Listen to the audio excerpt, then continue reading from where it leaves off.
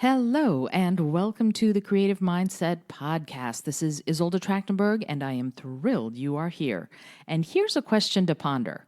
How do you create content online on platforms like LinkedIn, Facebook, or Instagram that will attract the attention of the people you want to work for or with, or the customers you want to bring into your business? Here's what I mean. We're being told a lot that we should be creating content all the time, that we should all be creating content. But what if you're making content and nothing is happening? What if you're producing tons of videos and tons of audio and tons of blog posts and all you hear is crickets? Do you know what I mean by that? It just feels like you're shouting into the wind, shouting into the internet, and no one's paying any attention.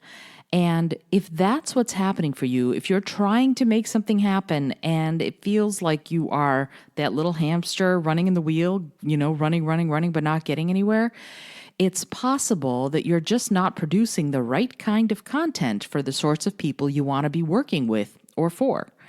Today's episode is all about a couple of very practical techniques that you can use so you can figure out and start posting the right content to attract the exact people you want to be working with.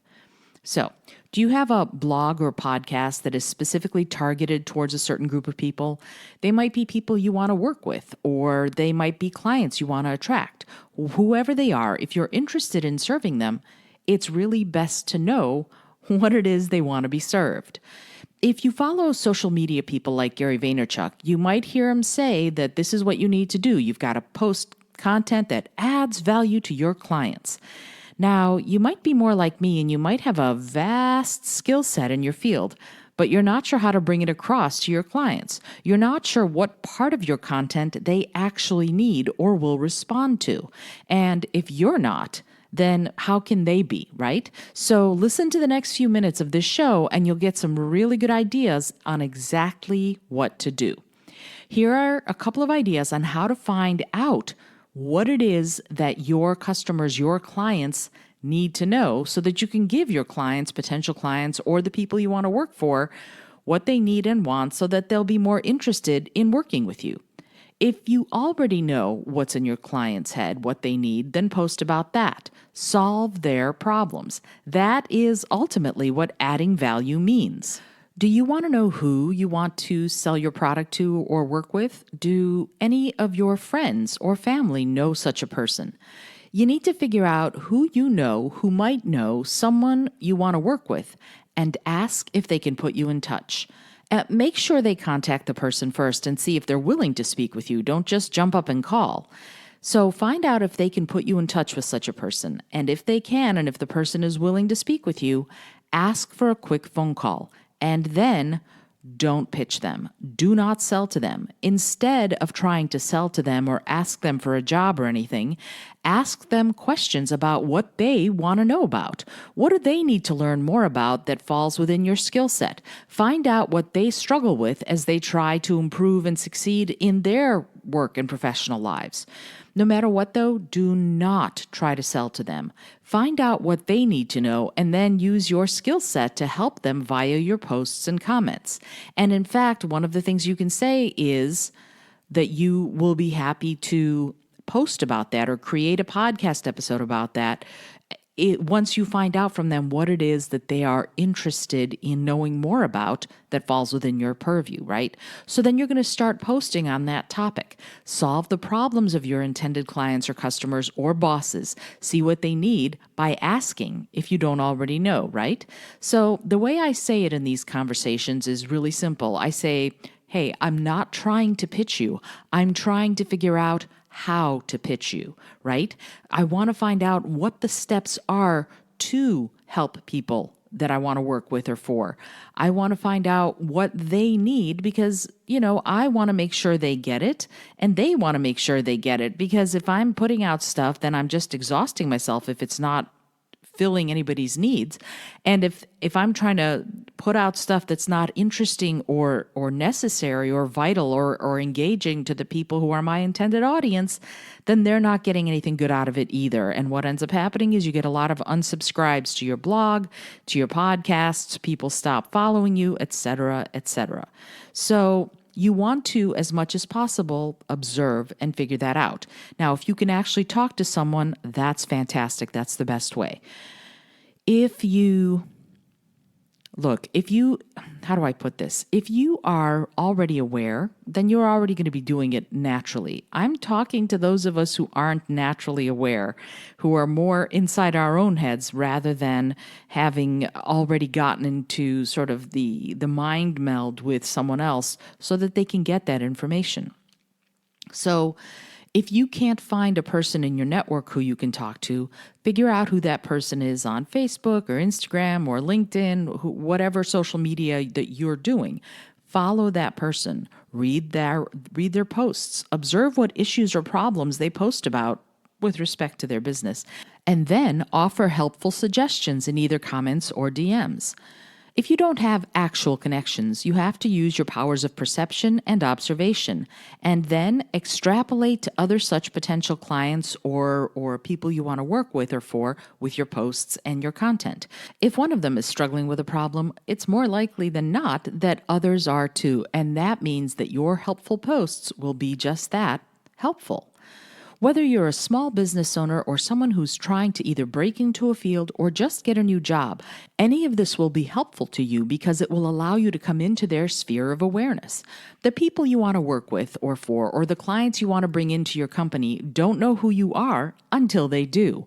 Once they do, then you can work with them to establish that relationship of trust, and from there, all things are possible. Oh, and always, always ask for a referral. The question I always ask is there someone else you could recommend who might be interested in what I'm creating? Who else do you think I should talk to? More often than not, they'll have at least one or two names that you can then follow up with and talk to even more people and get your name even further out there. And remember, if you're primarily a content creative, you're going to have special challenges. I get it that it can be tough to put on your marketing hat when you're a creator first, last, and always. Sadly, artists can't afford to be just artists nowadays. We have to be marketers, salespeople, accountants, and have many other jobs and wear many other hats until we make enough to hire other people to do the work we aren't so strong in. Because I'm a creative myself, I want to give you an example on who you might want to talk to in that field, and then you can extrapolate on your own on who you might want to talk to in your field. As an artist, you have a tier of possible clients, from private buyers who see your stuff at a gallery or an art show or a festival to the owners or organizers of those platforms. They all need help with something.